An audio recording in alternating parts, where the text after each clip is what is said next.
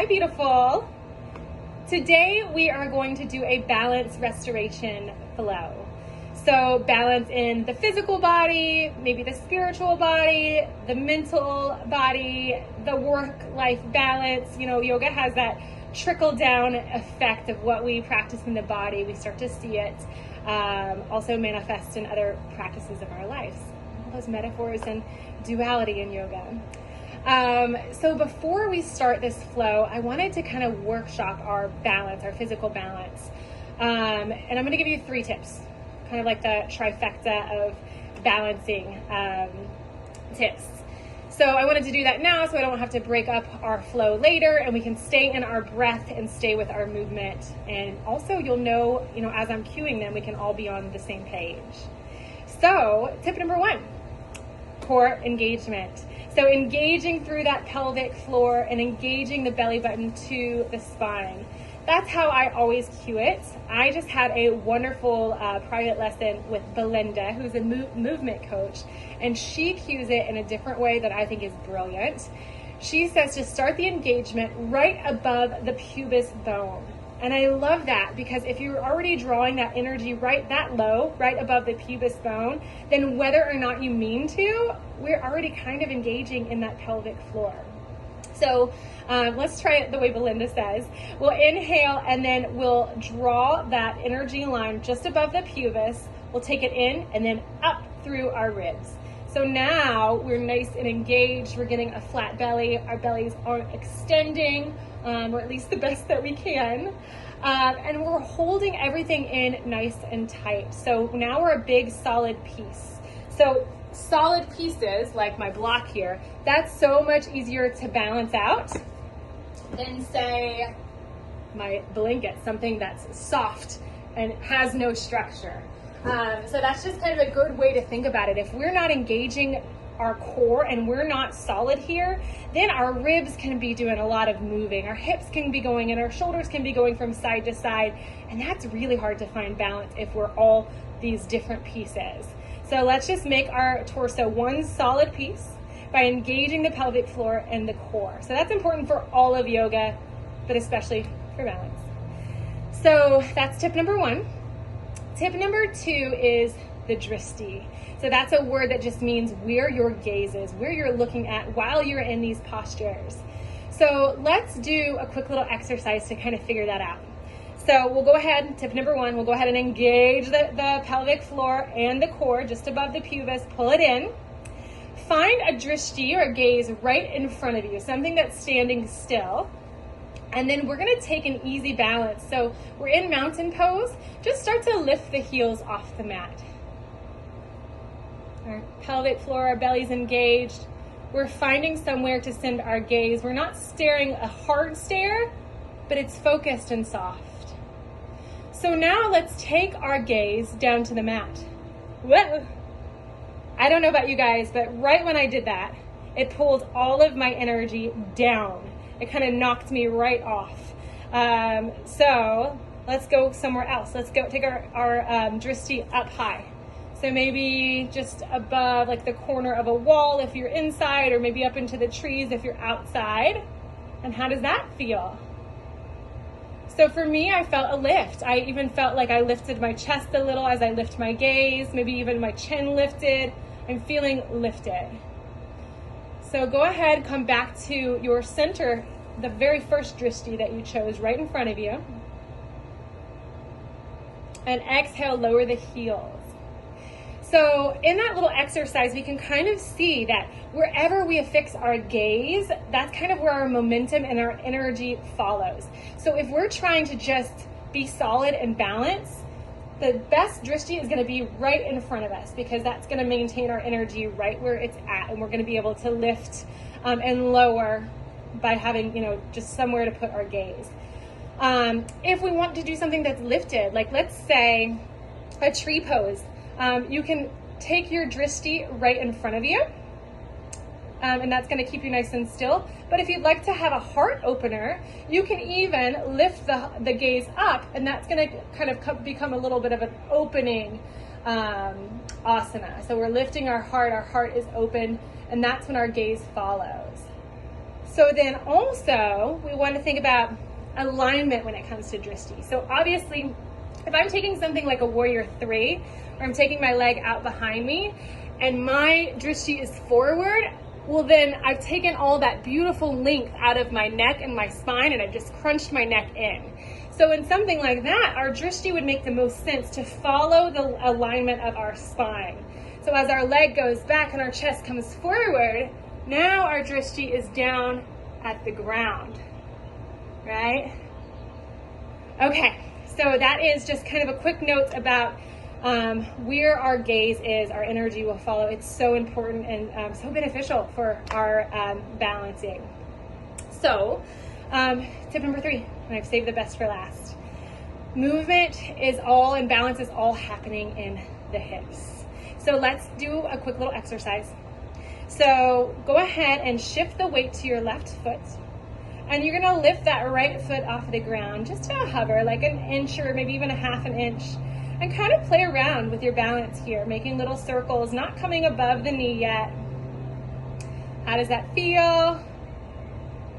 And then start to come a little higher, maybe to knee level or a little more. For most of us, it gets harder the higher you go. Switch feet, try it on the opposite side. Just without really even thinking anything, what you would just do naturally.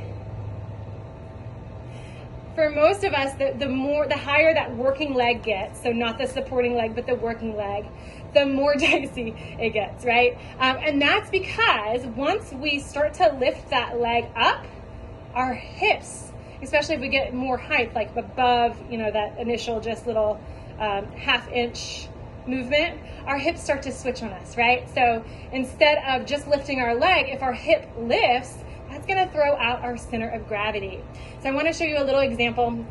I'll come closer to the camera so you can see. So we're gonna pretend like my hands are my hips and my arms are my legs. So if we keep the hips nice and level the entire time as we're moving, then we can kind of move the appendage individually. And our center of gravity isn't really changing that much. We still have such a solid base because our pelvis is balanced and square. Now, if we don't pay attention to that and we lift the right leg and that right hip also lifts, now look what's happened. We're kind of like Humpty Dumpty, and where's our center of gravity there? It's kind of like just fell off, like Humpty Dumpty falling off the wall, right? So we want to make sure that our hips are completely level and we're moving our legs independently of moving the moving the relationship or the height of our hips. Yes? So let's try that. Let's try a little exercise. Go ahead and take the pointer finger and the thumbs and press them on top of the hips. See if you can get the very top of that iliac bone nice and pointy. Really dig in there. And once you find it, maybe even press down a little so that it just kind of gives us more awareness.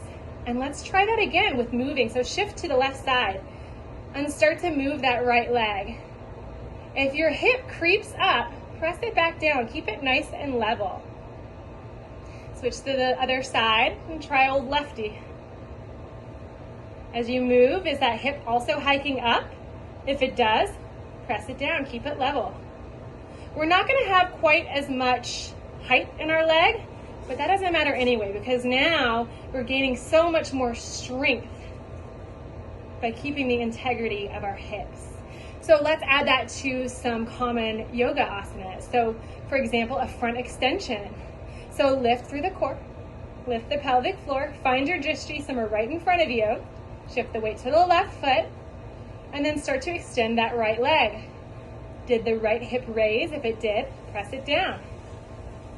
And then you could find something like a warrior 3. Our hips don't move at all. Really, we're just swinging that leg straight back and drawing the heart forward. Our hips are still completely squared and level.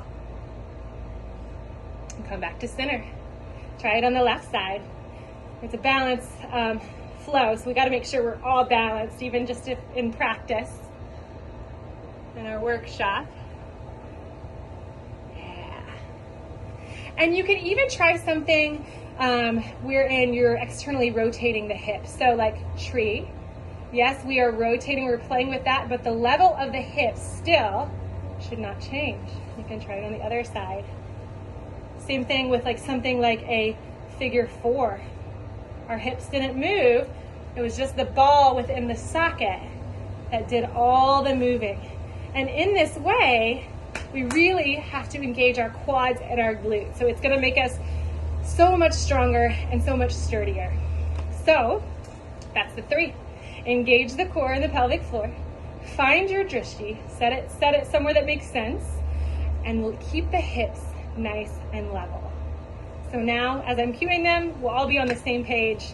Let's rock and roll. Let's go ahead and start our flow. So we're gonna start down on our mats. Let's start in rock pose. So we'll come onto our shins and set back onto the heels. If this is not comfortable for the knees, come down to an easy seat. So just cross-legged, dig those hip bones, the sits bones right into the mat, and you can take everything from there. If it is okay for your knees, we'll find our rock pose. So our legs we want them to be directly under our hips, so where they would sit naturally. We don't want them to come together because now we've already compromised our hips and we're kind of setting them up for not great success, right? We're pinching them together. So we want to give our hips plenty of room. We're sitting naturally. We'll go ahead and work on fixing our alignment. So tracking the shoulders right over the hips. For me, I think a lot of people, when we're in this pose, we want to sit forward. So maybe that means coming and drawing those shoulders back to line up with the hips. Our jawbone is lined up with our shoulders. The crown of our head is reaching up and maybe even a little back. Maybe there's a little tilt in the chin. Close the eyes. Engage the core. And once you've found your alignment, let's find the breath. We'll take some clearing breaths at first. So inhale through the nose and let it go out the mouth. 2 more. Inhale through the nose. Sigh it out. 1 more. Inhale. Let it go.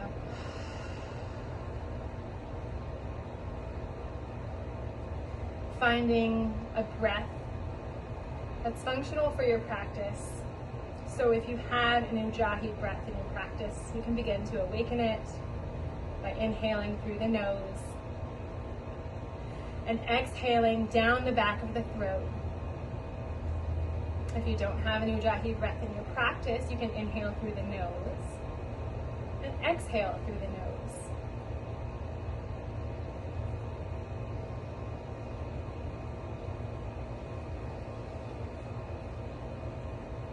Working to even out the inhales and exhales. Giving back just as much air as we're taking in.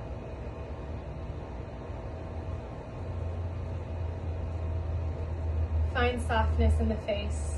Relax the jaw, relax the brows, relax the shoulders.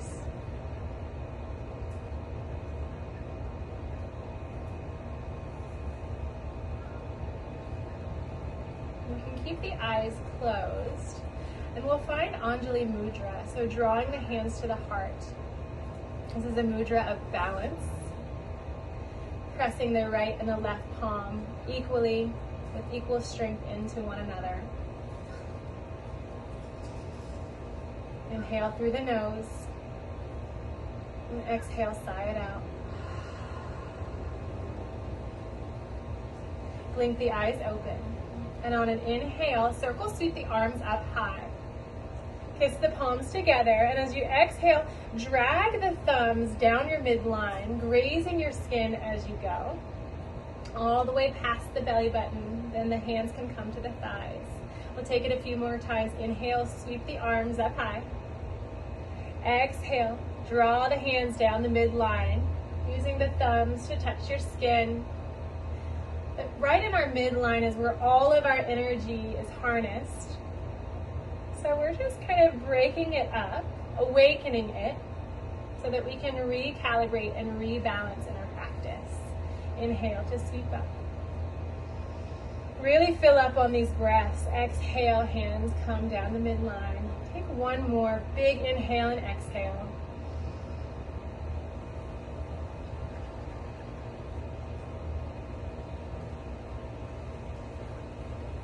Draw the hands back to Anjali Mudra. Hands come to the heart. Inhale, fill up the lungs. Exhale, sigh it out. Inhale, circle sweep the arms up high. This time as you exhale, draw the right palm just outside the mat. Reach up and over with the left arm. Keeping the hips nice and steady. Our left hip is still pressing down on our left heel. As you exhale, round through the back. Find the opposite side. Left hand comes to the outside of the mat. Right arm reaches up. Our drishti can be forward or it can be up and over the bicep. Exhale and round to shift sides. And then inhale to lengthen and find your stretch. Keep going. You can stay right here if that's enough for you. Or if you'd like a little more, you can lift the hips and line them just over the knees. And we'll tuck the toes underneath and we'll find some half camel. So this time as you inhale, take that right arm around and grab hold of the right ankle and then reach up for your stretch. As you exhale, dip the hips back down, round, and then come to the left heel. Left hand meets left heel. Find your stretch. Exhale to round. Inhale to lift. You can take these nice and slow. Just take them with your breath. So use your entire exhale to round and switch sides. An entire inhale to really find lots of length.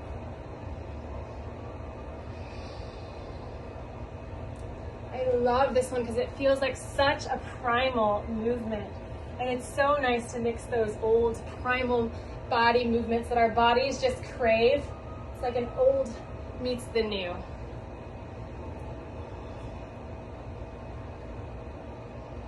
Last one. And come back through center. If you haven't already tucked up your toes behind you, we'll all go ahead and do that for a toe crunch asana. Sit back on the heels.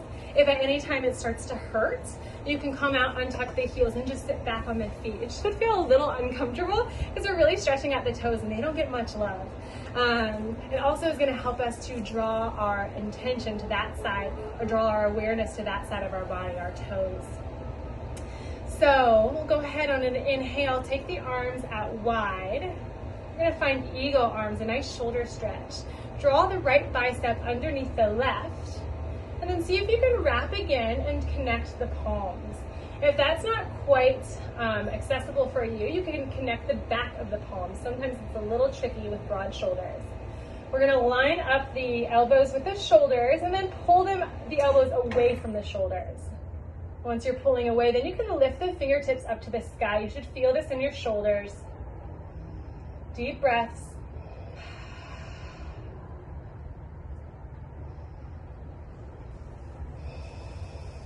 And exhale to unwind the arms. We'll go right into second side. This time left bicep comes under right. Go ahead and retwist again, rebind. Line the elbows up with the shoulders, tug them away, and then pull the fingertips up towards the sky.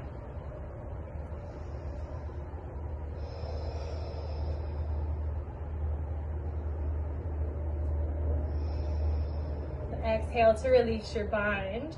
We're going to go back for an ankle balance. Don't worry, this will get some of that pressure off your toes. You can go straight back by lifting one knee or the other, or you can use your hands to get there. Find your center, find your breath. Lifting through the pelvic floor, through the core. Find some stillness.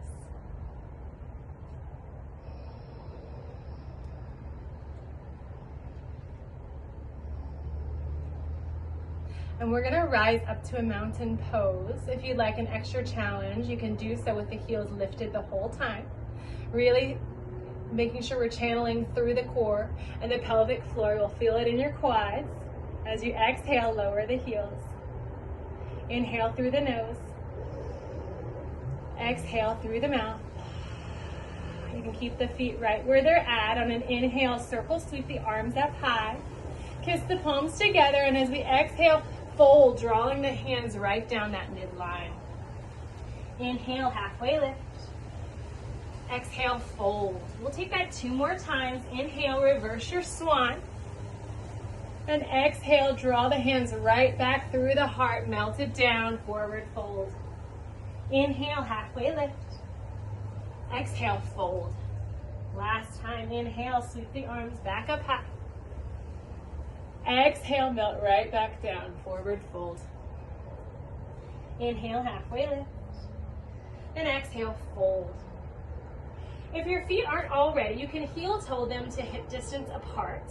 And we're gonna take a bind. So for most of us, we'll need to go ahead and bend our knees a lot.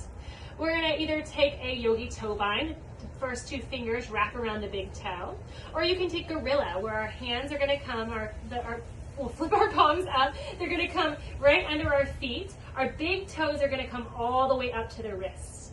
So once you pick your bind, on an inhale, we'll go ahead and lift up halfway, flatten out the back, flare up the hips. And as we exhale, we'll bend through the elbows and pull into our bind. So we might want to keep the knees super bent the whole time to release the low back and the shoulders if that feels nice. Or if you'd like to get into the hamstrings, you can begin to slowly straighten them.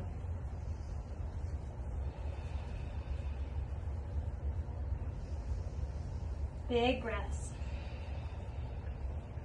Our belly is lifted. See if we can breathe into the back.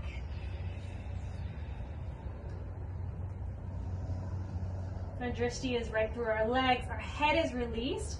We can maybe even take some yeses and nos with the head just to be sure that we're not trying to hang on to the neck in any sort of way. We're really just letting it hang.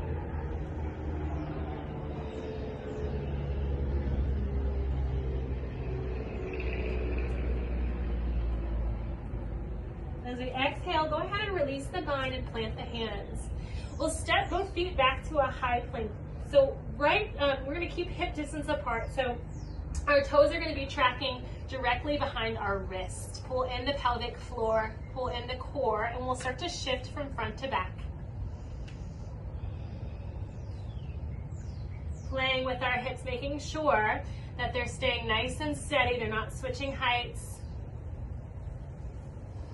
Next time you're shifted forward, you can set the knees down if you need. We'll lower through our chaturanga. Inhale for up dog or high cobra. And exhale for downward facing dog. Our drishti is right through our legs again. Yeses and nos with the head. If you'd like, you can pedal out the feet. Or just breathe. We'll stay for about 3 breaths.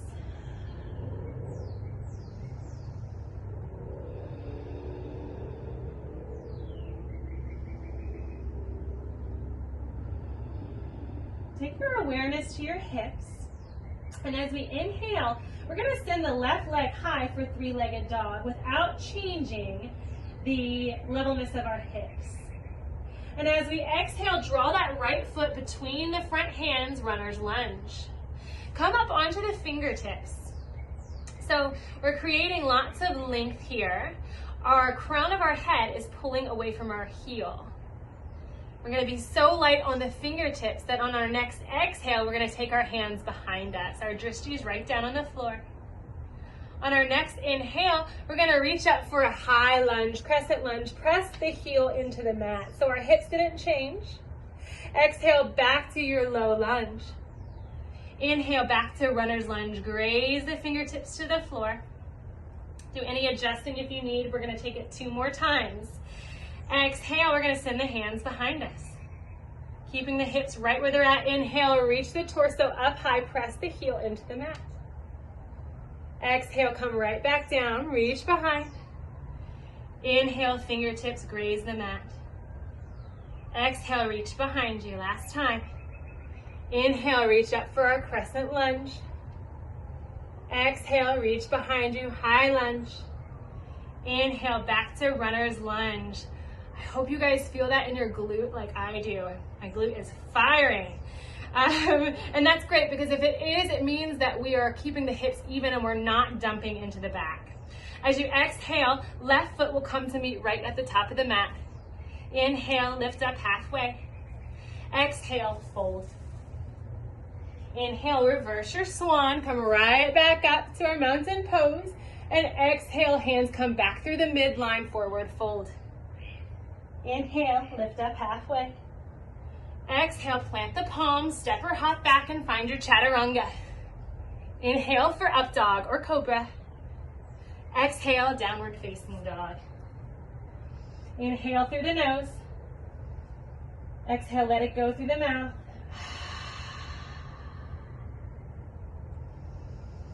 Take a few breaths here in our neutral dog.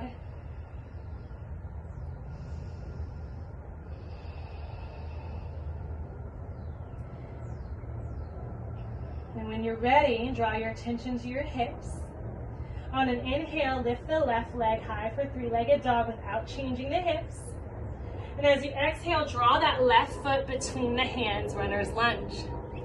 Come up onto the fingertips. Pull the crown of the head away from the heel. Create lots of length. Our knee is tracking right over our ankle. Become light in the fingertips. And on an exhale, reach behind you. See if we can keep the belly off of the quad if we can. Inhale, come up for your crescent. Right heel is now pressing into the mat. Exhale, find your low lunge. Reach behind you. Inhale, back to that original runner's lunge. Graze the fingertips. Exhale, reach behind you. Inhale, crescent lunge. Exhale, low lunge. Inhale, runner's lunge. Fingertips can graze. One more time. Exhale, take those hands back. Inhale, crescent lunge. Exhale, hands back, runner's lunge. Inhale, fingertips come to the mat. On an exhale, right foot meets the left at the top of the mat. Inhale, halfway lift. Exhale, fold. Inhale, reverse your swan. Exhale, hands to the heart. Inhale through the nose. Exhale, let it go through the mouth. Two more. Inhale through the nose. Exhale, sigh it out. One more on your own.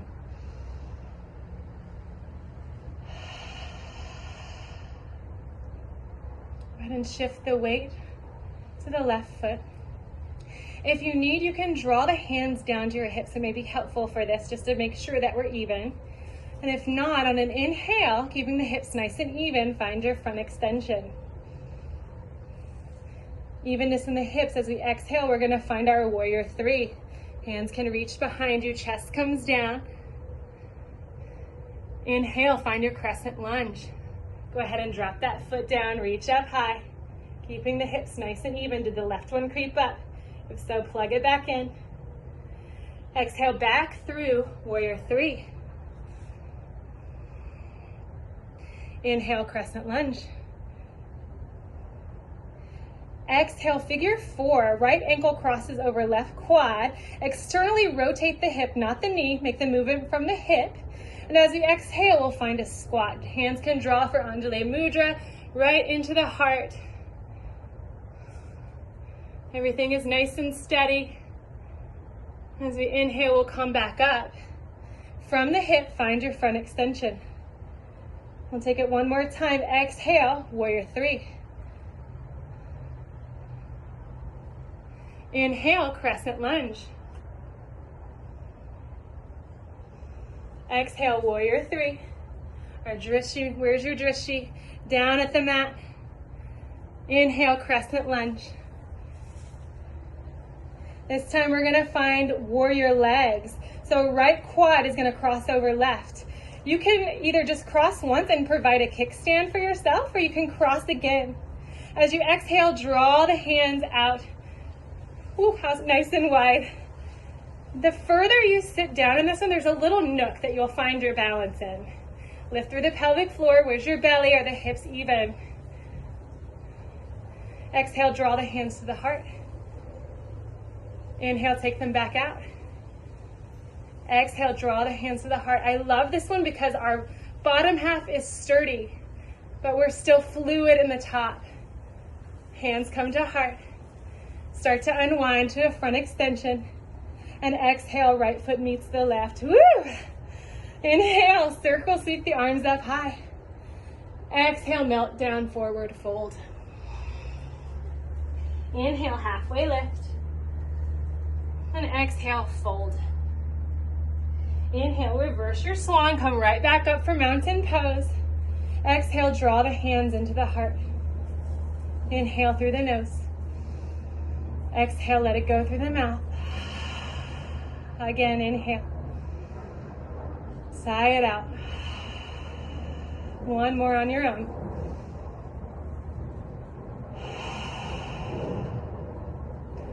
Find a drishti right in front of you. Shift the weight over to the right side. We'll take second side. When you're ready, find your front extension. Where are your hips? Are they nice and level?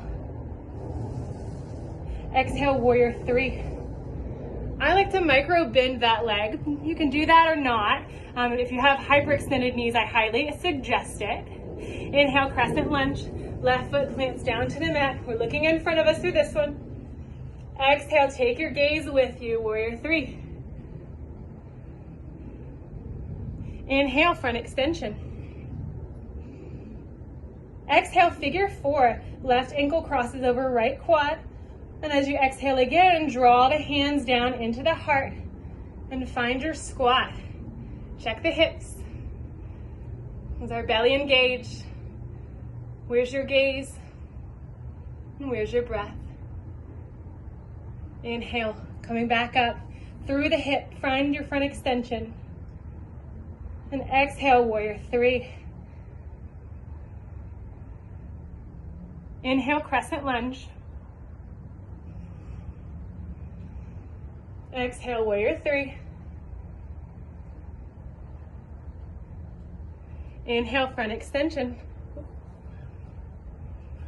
And this time we're going to find that eagle leg on the left side. Left quad crosses over the right. Decide if you want to put the foot down or if you want to re-wrap at the ankle.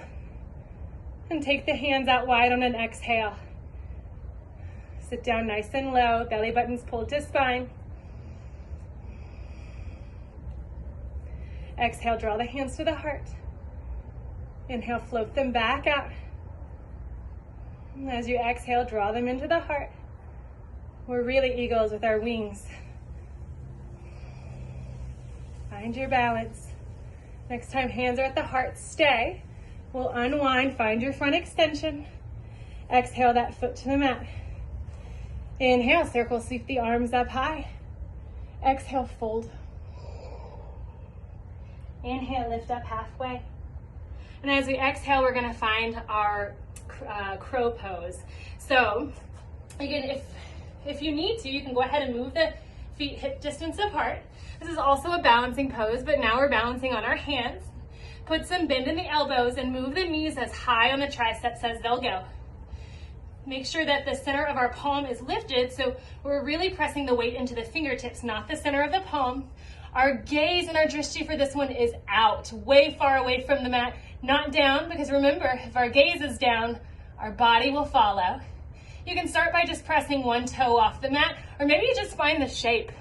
So if this is already feeling kind of funny, stay right here and work on pulling the core in and rounding through the back. If that feels okay, maybe you take one toe off. And if you do that, make sure to put that one back down and try the other in the name of balance. And then maybe eventually you can start to pull them both off. Really pressing through the fingertips, round out the back, finding your balance, find some stillness. And as we exhale, we'll put the feet back on the mat. Inhale, lift up halfway. Exhale, fold. Inhale, reverse your swan, come right back up. We'll tap the palms at the top, turn the toes out, and as we exhale, we'll come into our yogi squat. So come all the way down. Our hips can lightly press forward. Our elbows are really just on our knees for a bit of encouragement. We don't want to really be pressing. We want all of the rotation to be happening at the hips. So you can find stillness, or maybe you sway from side to side. That feels nice.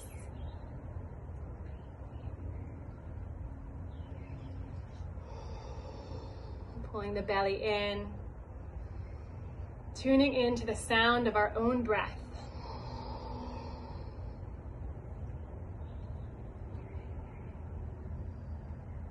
When you're ready, lift through the pelvic floor, lift the core, and on an inhale, we're gonna go right back up. Lift the heels at the top. Exhale, set the heels down. Turn the toes back towards the top of the mat. Exhale, forward fold. Inhale, halfway lift. Exhale, plant those palms down, step the feet back to a high plank. We're gonna send the knees to the outside edges of the mat.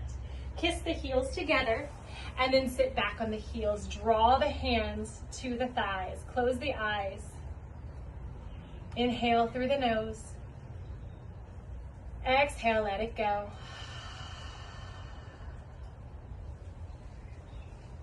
Just take some more breaths here on your own, slowing down our heart rate.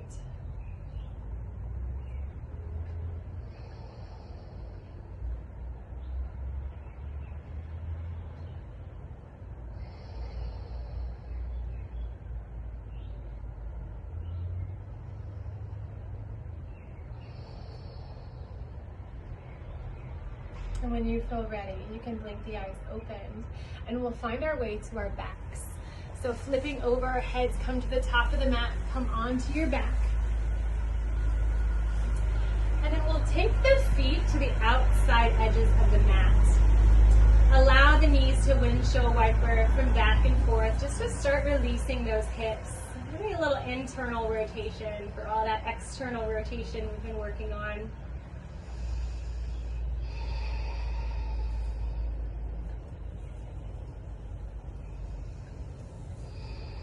Come in through center. We'll take the soles of our feet together for Supta Baddha Konalasana. So our knees are relaxing wide, the soles of our feet together, we're making a diamond. Go ahead and draw the right hand to the heart, left hand to the belly. Inhale through the nose. Exhale, sigh it out.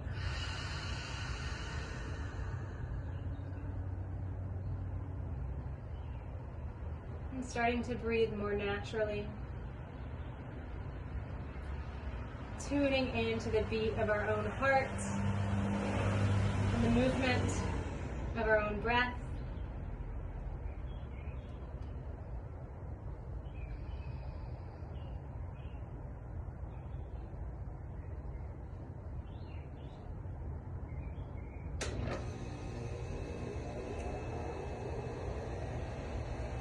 And then when you're ready, we'll find our Shavasana pose. So sending the legs long. Our palms open up to the sky. Our arms are relaxed on the floor. One more deep, controlled inhale. Fill up the lungs completely. Let's hold it at the top. Hold it in. Exhale, sigh it out.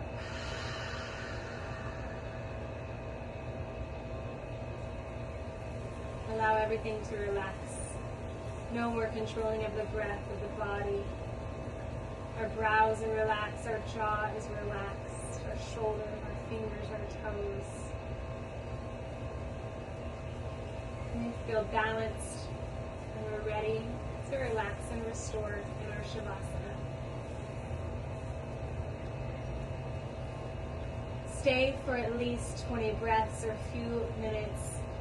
Go ahead and decide in your mind that you will stay.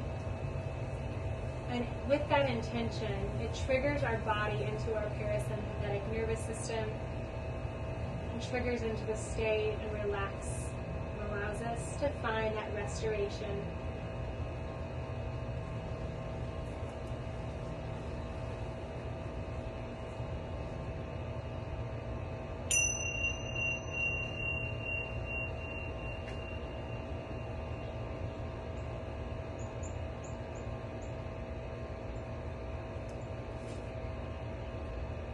And that's where I'll leave you. Enjoy your Shavasana. Namaste, friends.